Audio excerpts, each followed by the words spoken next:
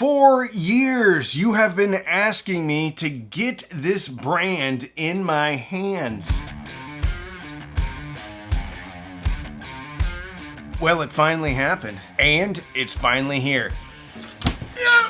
Yes, my friends.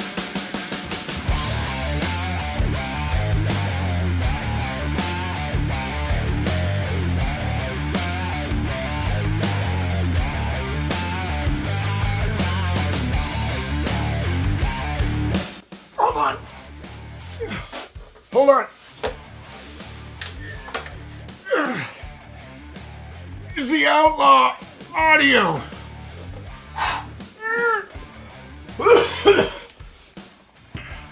RR 2160 Mark II.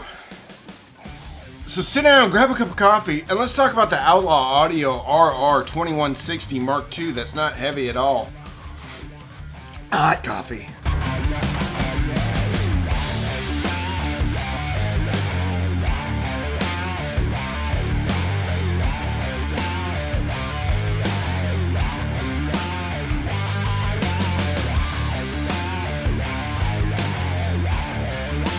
In the beginning of the channel, I would do a video on another product and people in the comments would say, you need to check out Outlaw Audio. You need to check out Outlaw Audio. They have a ton of amplifiers and receivers that aren't terribly expensive. I had tried to reach out to them before, but I don't think they had an email. Anyway, I couldn't find an email for them.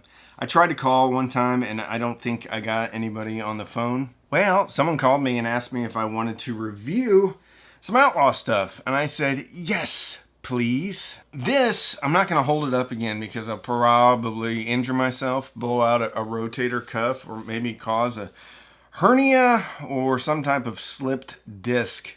This is the 2160. It's a $1,000 receiver and it has more options than the stock market.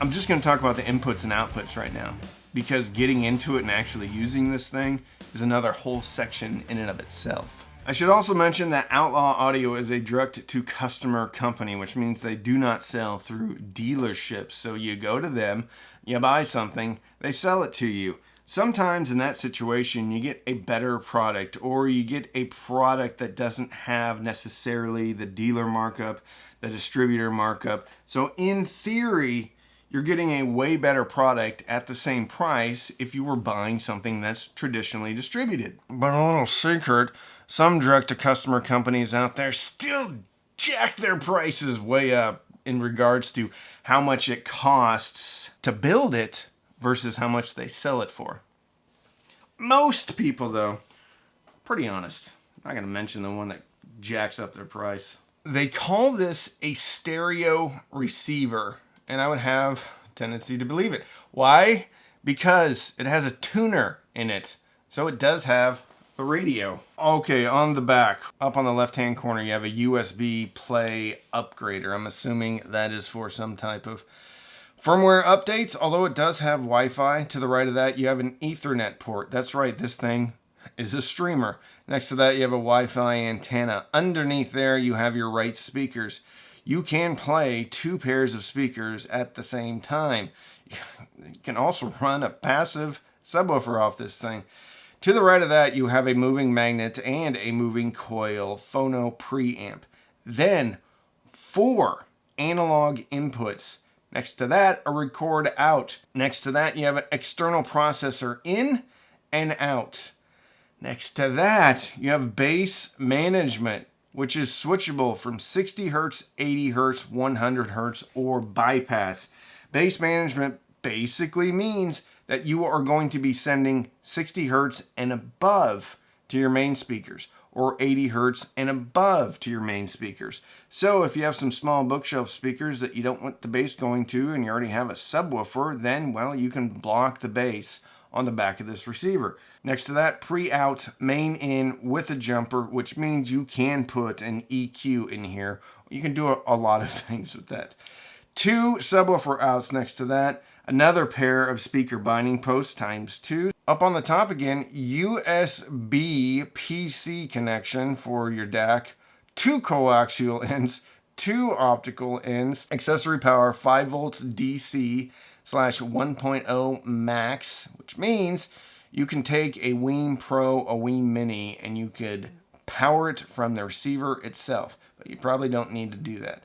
Then you have IR in, IR out, master power switch, IEC connection, but we almost forgot HD radio antenna all the way on the top in the middle. Jam-packed! Let's talk about how it works. Prepare yourself, get a cup of coffee.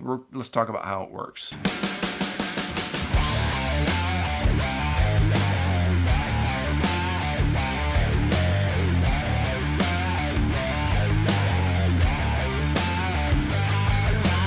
All right, chances are I am going to miss something, but I took some notes on the back of something I'd already written on. It's just like old school, just like I'm writing on the back of an envelope or something like that. Okay, let's just go through some of the functionality. Loudness control, which is great. However, you have to dig into the menus a little bit to get to it. Bass EQ. They call it EQ, but it's basically a bass boost at 3 different frequencies. So depending upon what you're... In the manual it says, select the frequency that is just below where your speakers start to roll off. In essence though, it's a bit of a bass boost at 3 different frequencies. Then you have regular tone controls, regular balance, and there are knobs on the front, so you don't have to dig super deep in the menus to switch things on the fly. Also has a headphone jack, so you have a headphone amplifier in this thing. Has an internet radio. I couldn't really get it to work, but I know it works. It's just I wasn't patient enough. Then it has an app, and basically what the app is a streamer.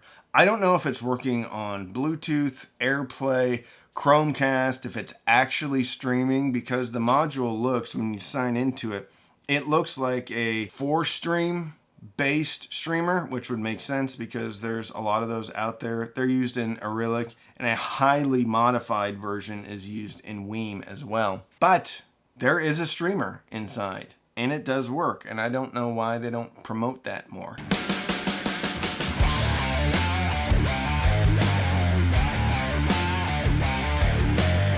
You can also hook up a USB storage device and stream music off of a hard drive. You have a record out and you have a record selector. So you basically select the source that you want to record from. Also comes with a very interesting remote control. It's a metal one. I actually put the batteries down in here.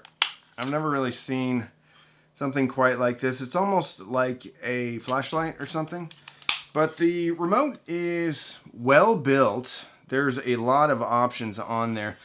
This is splitting hairs, and I shouldn't really be complaining about this because it's fully functional and you can get into all of the menu system with this. And sometimes it's easier to use the remote than it is to actually use the unit itself.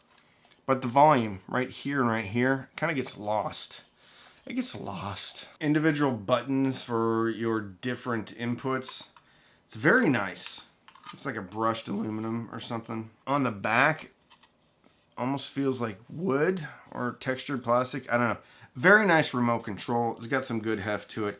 If you threw it across the room at your brother when you're growing up and you're fighting and it hit your brother, it would probably hurt him. That never happened with me throwing a giant Sylvania metal remote control across the room and then denting it and then getting into a lot of trouble because at the time, color televisions cost a lot of money and I bent the remote control. Still worked, but who knows how it got bent. We'll never know. It's a mystery. Maybe something that I actually fess up when I see my parents the next time. Like I dented the remote control. Because I don't know if they can get mad at me anymore.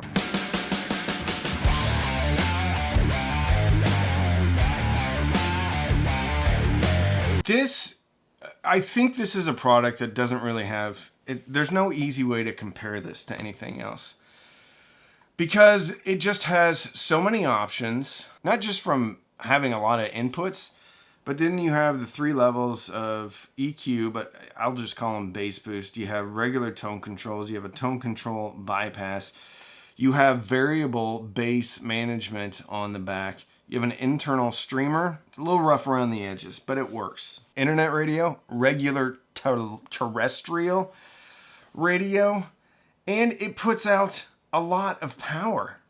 110 watts into 8 ohms, 165 watts into 4 ohms. Put some fairly hard to drive speakers on them. Not terribly hard to drive, but when you're pushing 90 dB, they're hard to drive. That's the ELAC Debut 3. This drove it just fine. Actually, this was the best amplifier to drive it, even over more expensive integrated amplifiers.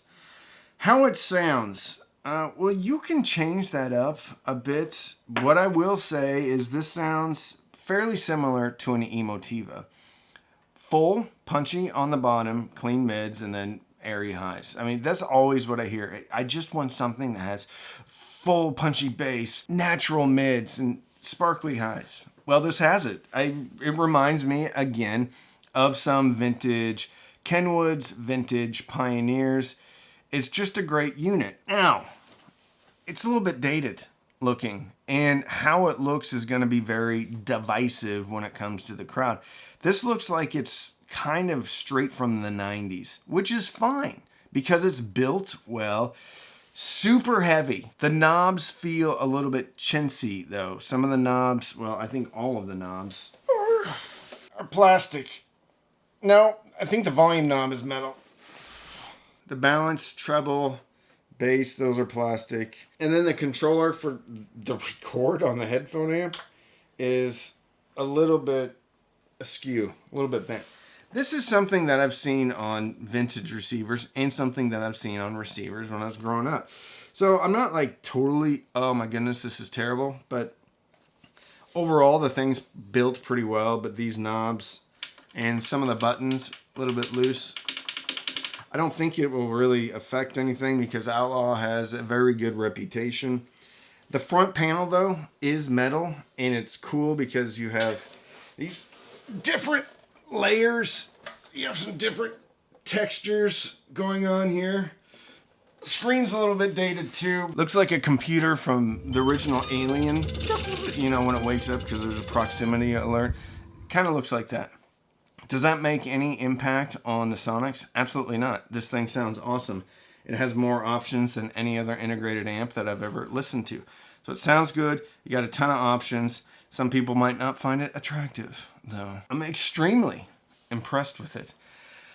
Most of the time, I don't use all of the options available to me. So you have to ask yourself, number one, will you use all of the options that it has? Because there's value in all those options, but if you don't use it, there isn't any value. I would argue that even if this thing didn't have a streamer, even if it didn't have internet radio, it would still be worth the price of admission. At $999, I think this is an absolute bargain. I love the variable bass management. I love the preamp and the main in. I love that you can run 4 speakers on this thing. Really amazing. If you're in the market for an integrated amplifier and you like the looks of this thing, you need to give Outlaw Audio a hard look. If you like this video, check out my other video about the Advanced Paris XI75. It's another integrated amplifier. A little bit different though. I'll put that video here or here. Thanks for watching.